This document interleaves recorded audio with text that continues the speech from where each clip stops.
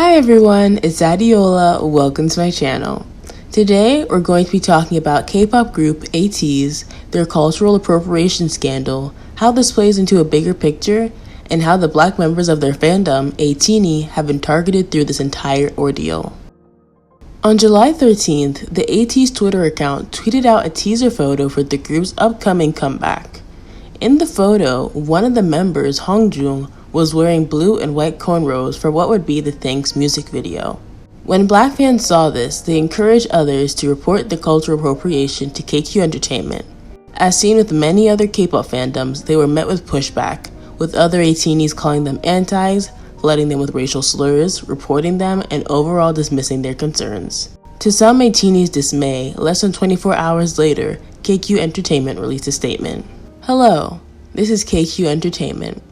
We would like to genuinely thank our fans for your attention, love, and support to Ateez's new album, Zero Fever Part 1. We would like to make an announcement in terms of the title number 1, number 2 instrumental teaser of Ateez's Zero Fever Part 1, released on 2020-7/14. From the images released on the 14th of July, Ateez member Hongjoong's hair in title number 2 image was styled in consideration of the concept of the song without any particular purposes. Therefore, Ateez and we, KQ Entertainment, did not have any intention of commercializing or depreciating other culture at all. Through the issues and the opinions from our fans, we have become fully aware of the concerns and seriousness of this issue. From now on, we, KQ Entertainment, will try our best to fully review and check the historical backgrounds, characteristics, and the cultures in the production process. We will not create issues that were not intended nor have expected. Therefore, based on the opinions of our fans, we will change the hairstyle during the promotion and broadcasting activities that will take place after the release of this upcoming album. However, we ask for your understanding that it is not possible to edit and modify the hairstyle of the member in this album's photos, music videos, and other content as we have completed the preparation for this album.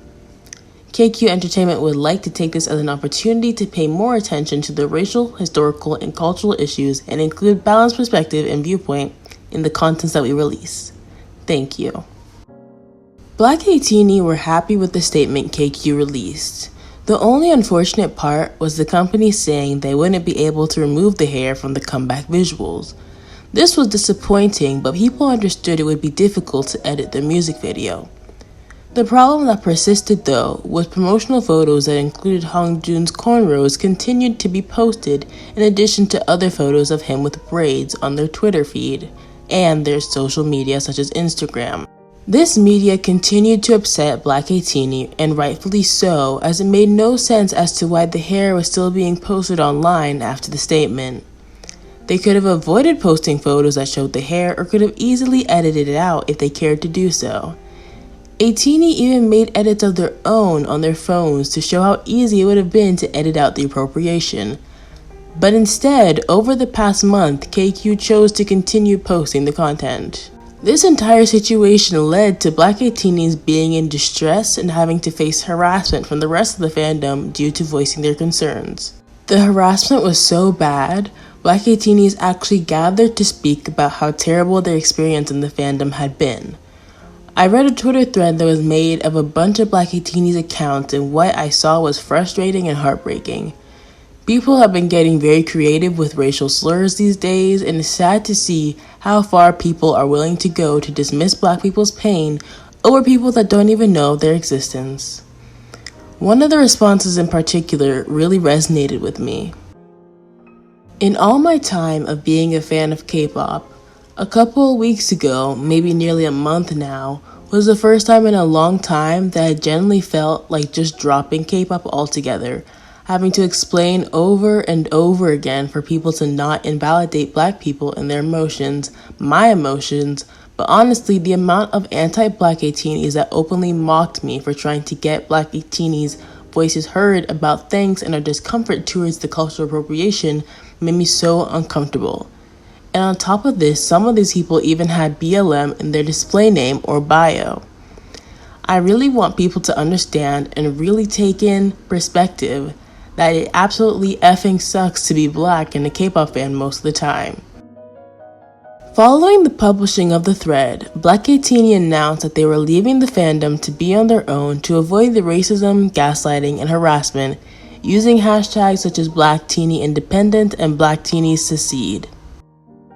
The Thanxx music video officially came out on the 23rd of August.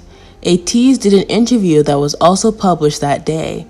In the interview, Hongjoong was asked about the appropriation, and this was his response. Going through this issue, I got to acknowledge that we have to take more care and we have to know more about every ethnic, historic, and cultural aspect in a more comprehensive manner. We have to learn to know about it. That's what I learned from this. I will try hard to do my best to prevent this sort of issue again. Hongjoong seemed to care in his response and didn't try to brush off the incident like many other idols tend to do. This being Ateez's first big cultural appropriation issue since their debut, which was relatively recent in 2018, I don't mind giving him the benefit of the doubt. Who I will not be giving the benefit of the doubt to is KQ Entertainment. For those of you that don't know, up until June of 2016, KQ Entertainment went by the name 7 Seasons. The agency was home to K-pop group Block B.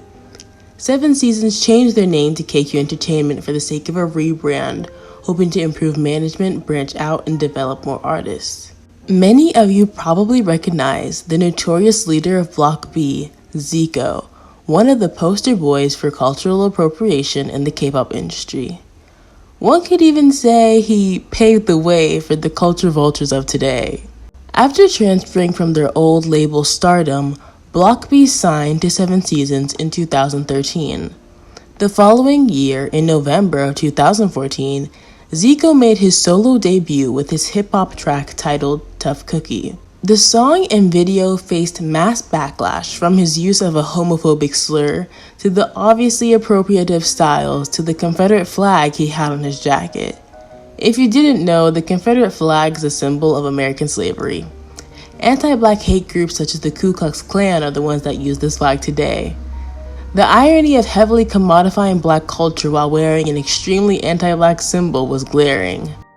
KQ Entertainment, who at the time was still going by 7 Seasons, released a statement in response to the complaints, claiming ignorance on Zico's behalf for the use of the homophobic slur. His wearing of the Confederate flag was never addressed. Zico continued to appropriate black culture throughout his career despite fans complaining for years.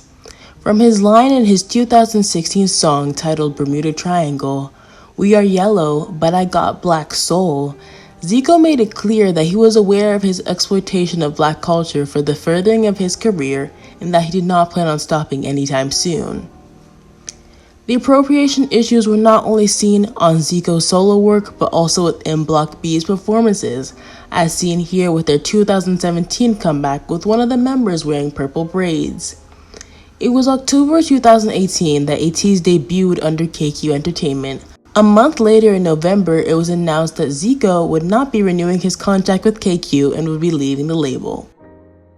With the amount of scandal KQ experienced managing both Block B and Zico, them claiming to not have known the repercussions that would come from putting braids and cornrows on Hongjoong, for lack of better words, is complete BS.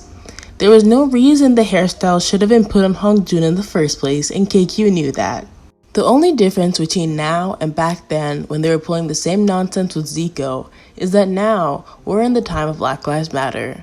Black people have allies now, and I'm sure KQ was surprised to see that some non-black people actually cared to listen to the Black Atiny and help report the issue versus silencing them like what normally happens in K-pop. KQ didn't release the statement because they were remorseful. They released the statement because they realized this time around the appropriation wasn't going to fly and would significantly impact not only Ateez's image as a smaller group, but also their revenue. Do I believe this is the last time we'll be discussing appropriation in regards to Ateez? No, I don't.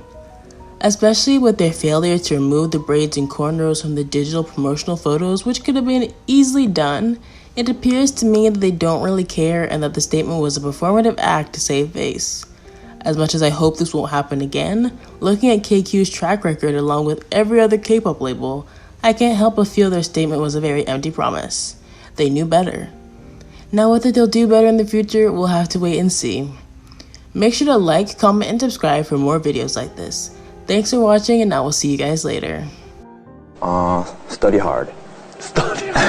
And try to speak to yourself in English. Okay. All the time. What's up, bro? What's up?